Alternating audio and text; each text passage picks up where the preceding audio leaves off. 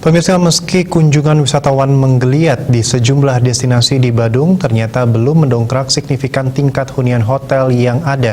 Walaupun beberapa hotel mulai terisi, namun masih single digit, berkisar antara 4–5%.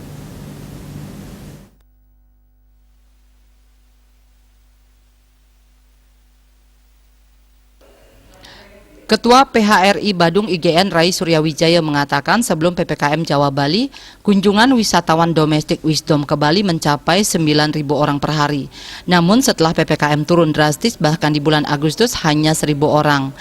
Setelah PPKM Bali turun ke level 3, mulai kembali ada geliat kunjungan Wisdom ke Bali. Kunjungan berkisar antara 3.000 sampai 5.000. Namun yang perlu diketahui, jumlah kamar hotel di Badung sebanyak 130.000.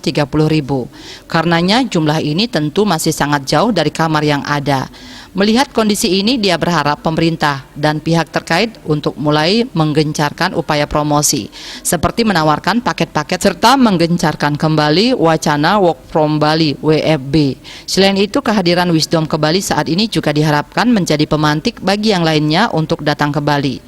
Terkait pembukaan penerbangan internasional yang menjadi wacana, Suryawijaya berharap ada sinkronisasi antara kementerian yang berwenang.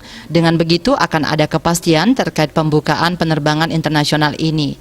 Sarannya, satu flight bisa langsung ke Bali. Dia mengatakan selain itu yang tidak kalah penting adalah SOP saat wisatawan mancanegara masuk Bali. Harus dibedakan mana hotel karantina, mana isoter, dan mana pasca karantina. Begitu wisatawan dinyatakan negatif berdasarkan tes PCR saat dia berangkat dan saat dites memang negatif harus langsung karantina 8 hari. Setelah karantina dan dicek negatif boleh ke hotel lainnya. Dengan begitu semua prosedur jelas dan aman untuk semua baik wisatawan itu sendiri maupun masyarakat Bali. Sugiatnyana dan Pos melaporkan.